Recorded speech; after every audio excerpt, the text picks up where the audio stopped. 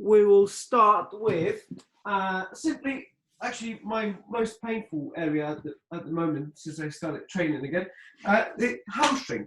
So we'll sit on the foam roller to start with, and choose one side.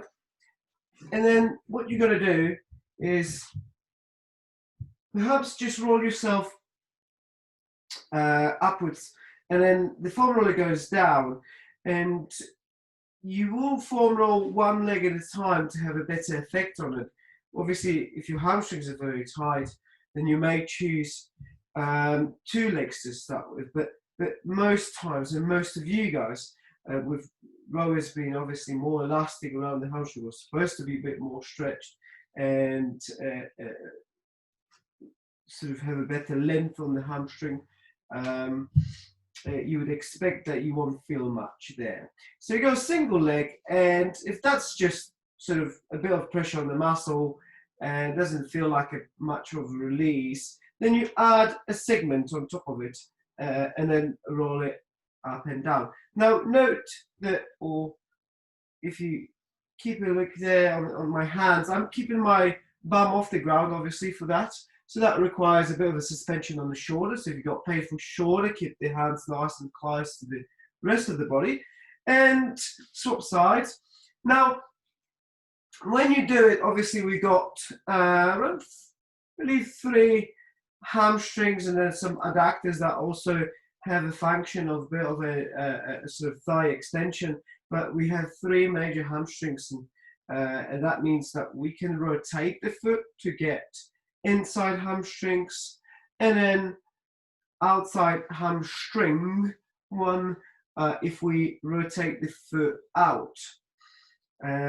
So the athletes that are a little bit tighter in around the hip, when you come to the catch, you'll get those knees up quite a lot, or tuck the bum under. You would be more of a sort of bicep femoris type of athlete, i.e. a little bit tight on the outside hamstring. So you want to sort of long-term condition the inside hamstring, make it as strong as the outside one, so you're a bit more centralized. Let's go to the calf on the same leg. So we're not sort of, we're going to do like a zigzag between the segments. Same thing. For the calf, if you are a keen runner and you've just done 10K yesterday, you won't be rolling it just like I am right now. You'll probably start with gentle single leg, no extra pressure. Straight leg, obviously, where you can, so not bending the knee, and adding some dorsiflexion, which is basically foot up. Will stretch that gastroc as we foam roll the sort of the upper segment. You can do the inside as well and the outside, knowing that the gastroc's got those 2 chunky heads here. Equally, if you go a little bit lower, I used to tell people not to because you got an Achilles tendon there. But there are muscles underneath it, and especially the soleus muscle, which is also meant to be working together with the gastroc to plantar flex, so bring your foot down when you row. It's more of an endurance muscle. The gastroc is more of a powerful muscle, sort of makes you springy and sort of powerful as in jumps and fast running, or those powerful strokes when you go all out. Swap sides and try the other side and see how it feels. Certainly my left side for the soleus felt tighter. So not the gastroc perhaps, but just under that Achilles tendon there, it felt unpleasant. Okay, let's go on to the glutes. Let's sit on it like at the beginning, cross one leg and then roll it down by bringing the body down, and the foam roller goes up. You're kind of looking for a little bit, although the area is sort of medium size, but you're looking for 1 or 2 spots there, and then once you find it, then just stay there for a few seconds and see if that sort of a technique of inhibition on the muscle helps to release the knot that you came across, or tightness. Same on the other side. So notice that I've sort of rotated to that side as well to put as much body weight. So I can see some of you guys have leg crossed and then to the opposite side. So where you cross the leg, you want to be leaning onto that side. Yeah? So if I've got the left leg crossed, I will be on the left straight arm and leaning towards the left. So the foam roller is on the left butt cheek as well.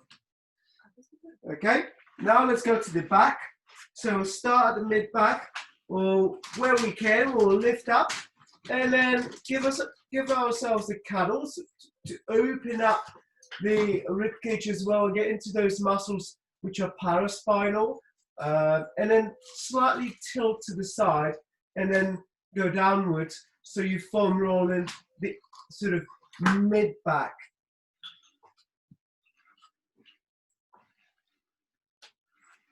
Okay, same on the other side.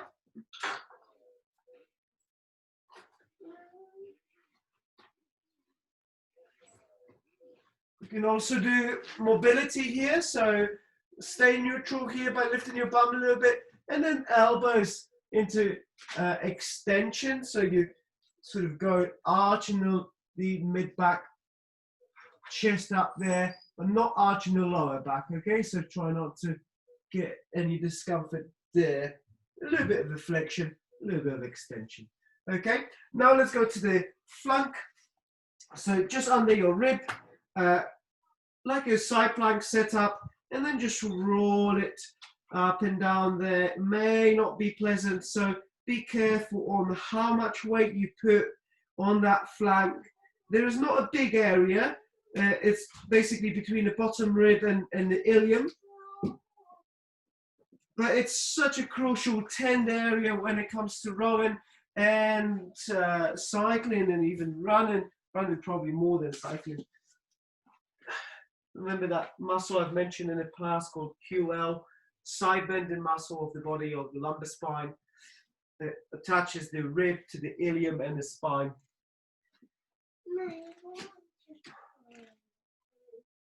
Okay, let's go on to the thread the needle to mobilize the rotation in the mid back. So you roll the finger, so the hand on the foam roller, and then get as much rotation in the trunk as you can as you go down. There we go. Sometimes when you get the muscles relaxed as you do these, you'll get some pops and clicks, releases. There we go.